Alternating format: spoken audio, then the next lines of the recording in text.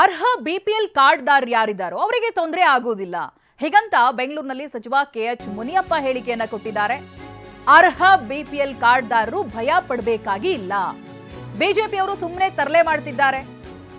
ಬಡವರಿಗೆ ಅಕ್ಕಿ ಕೊಡೋದು ಸಮಾಧಾನ ಇಲ್ಲ. 20% ರಿಂದ 25% ಅರ್ಹರಲ್ಲದವರು ಸೇರ್ಕೊಂಡಿದ್ದಾರೆ. ರಾಜ್ಯದಲ್ಲಿ 80% ಬಡವರ ಪ್ರಮಾಣ ಇದೆ. ಇದು ಸಾಧ್ಯನಾ ಅಂತ ಪ್ರಶ್ನೆ ಮಾಡಿದ್ದಾರೆ. ರಾಜ್ಯದಲ್ಲಿ ಅಷ್ಟು ಜನ ಬಡವರಿದ್ದಾರಾ ಅನ್ನೋದಾಗಿ ಕೇಳಿದ್ದಾರೆ. ಪಾನ್ ಕಾರ್ಡ್ ವಿಷಯದಲ್ಲಿ ಕೆಲವರು ಇನ್ಕಮ್ ಟ್ಯಾಕ್ಸ್ ಪೇಮೆಂಟ್ ಮಾಡ್ತಾ ಇಲ್ಲ ಅಂತಿದ್ರೆ ತಕ್ಷಣ ಅದನ್ನು ಎನ್ಕ್ವೈರಿ ಮಾಡಿ ಯಾರು ಇನ್ಕಮ್ ಟ್ಯಾಕ್ಸ್ ಪೇ ಮಾಡೋದಿಲ್ವೋ ಅಂಥವ್ರದ್ದು ಅಕಸ್ಮಾತ್ ಏನಾದರೂ ಪಾನ್ ಕಾರ್ಡು ರೀತಿಯಲ್ಲಿ ಏನಾದರೂ ಆಗಿದ್ದರೆ ಮತ್ತೆ ಅದನ್ನು BPLಗೆ ವಾಪಸ್ ಕೊಡ್ತೀವಿ. ಯಾರು ಅರ್ಹರಿದ್ದಾರೆ ಅವ್ರು ಯಾರಿಗೂ ತೊಂದರೆ ಆಗಕ್ಕೆ ಇವತ್ತು ಯಾವುದೋ ಕೆಲವು ಅಕ್ಕಿ ವಿಷಯದಲ್ಲಿ ಮಾತಾಡ್ತಾರೆ. ಬಡವ್ರಿಗೆ ಅಕ್ಕಿ ಕೊಡ್ತಿದ್ದು ಸಿದ್ದರಾಮಯ್ಯನವರು ಮೊಟ್ಟ ಮೊದಲು 2013ರಲ್ಲಿ ಅವರ ಅಧಿಕಾರ ತಗೊಂಡ್ರೆ ಪ್ರಮಾಣ ವಚನ ಮಾಡಿದ ಮೊದಲನೇ ದಿನ ಮಾಡಿದ್ದು ಬಡವರಿಗೆ ನಾನು ಅಕ್ಕಿಯನ್ನು ಕೊಡ್ತೀನಿ ಅಂತ ಒಂದು ತೀರ್ಮಾನ ಮಾಡಿ ಆ ಬಡವರಿಗೆ ಅಕ್ಕಿ ಕೊಡೋ ಸಮಾಧಾನ ಇಲ್ಲ ಇವರಿಗೆ. ಅದರಲ್ಲಿ 20 ರಿಂದ 25% ಅರ್ಹರಲ್ಲದವರು ಸೇರ್ಕೊಂಡಿದ್ದಾರೆ.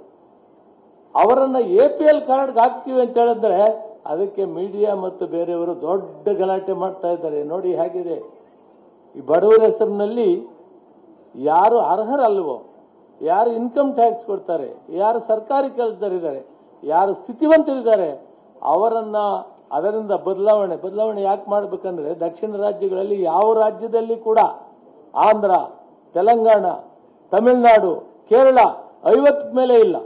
ಕರ್ನಾಟಕ ರಾಜ್ಯದಲ್ಲಿ 75 ರಿಂದ 80% ಬಿಲೋ ಪಾವರ್ಟಿ ಲೈನ್ ಇದ್ದಾರೆ. ಇದೆಯಾ? ಇದು ಸಾಧ್ಯವಾ?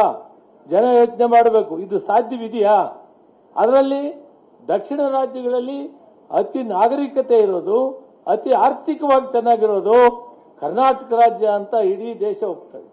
ಮಹಾರಾಷ್ಟ್ರ ಬಿಟ್ಟರೆ ಇವತ್ತು ಟ್ಯಾಕ್ಸ್ ಕಟ್ಟೋದ್ರಲ್ಲಿ 2ನೇ ರಾಜ್ಯ ಭಾರತದಲ್ಲಿ ಕರ್ನಾಟಕ ಅಂತಿರುವಾಗ 80% ಬಡವರು ಇದ್ದಾರೆ ಅನ್ನೋದನ್ನ ಲೆಕ್ಕಾಚಾರ ಮಾಡಬೇಕಾ? ಕಾರಣಾಂತರಗಳಿಂದ ಬಿಲೋ ಪಾವರ್ಟಿ ಲೈನಲ್ಲಿರೋ APL ಜನ ಏನಿದ್ದಾರೆ ಅವ್ರನ್ನ APL ಕಾರ್ಡ್ಗೆ ಹಾಕ್ತೀವಿ, ಅಲ್ಲಿ ಅವ್ರು ನಿಲ್ಲಿಸ್ತೀವಿ, ಅವ್ರನ್ನೇನು ರದ್ದು ಮಾಡೋದಿಲ್ಲ ಯಾವ ಕಾರಣ. ಇದಕ್ಕೆ ರಾಜಕೀಯ ಒಂದು ಬೆರೆಸಿ ದೊಡ್ಡ ಪ್ರಮಾಣದಲ್ಲಿ ಗಲಾಟೆ